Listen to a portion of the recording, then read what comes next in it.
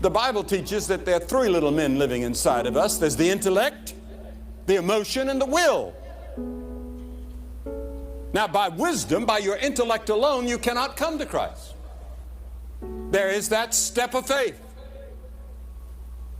Timothy Dwight, who was president of Yale until the latter part of the last century, the second Timothy Dwight, said that truth can only be dimly seen by the intellect.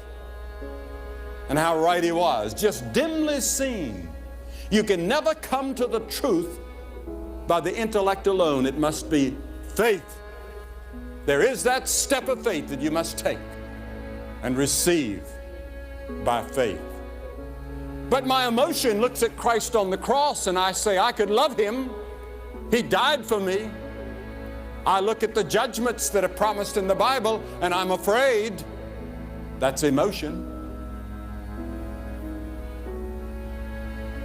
But the thing that God is really getting at is your will. He wants you to say, I will receive Him as Savior and Lord. But you see, your will has been affected by sin, paralyzed in some cases. You just can't say that. And when you come to Christ, you say, I will, and that's a lifetime, eternal commitment forever. And He receives you and forgives you and cleanses you. What a wonderful good news that is. Now, this man had been waiting 38 years. He had tried everything else. He had tried 14,000 times to get in that water, if you count every day. And perhaps you could do that.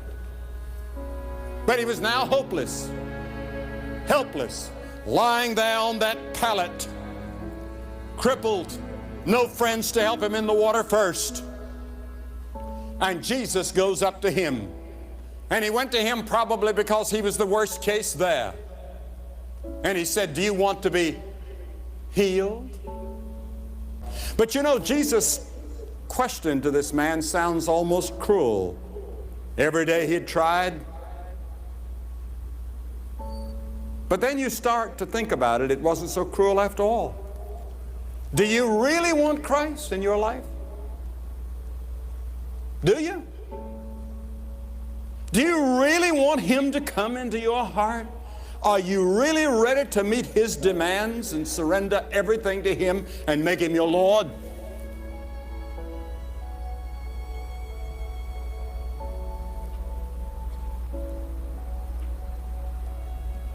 It's not easy.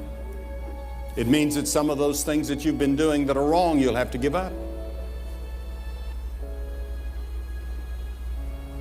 It means there'll have to be new attitudes in your life. It means that He becomes Lord of all of your decisions. He helps you to make the decision about marriage. He helps you in your vocation. You must turn to Him at every turn and read the Bible and pray and witness and get into the church. It means that your total life is committed totally to Him as Lord and Savior. Do you really want that? Jesus said to this man, do you really want to be healed?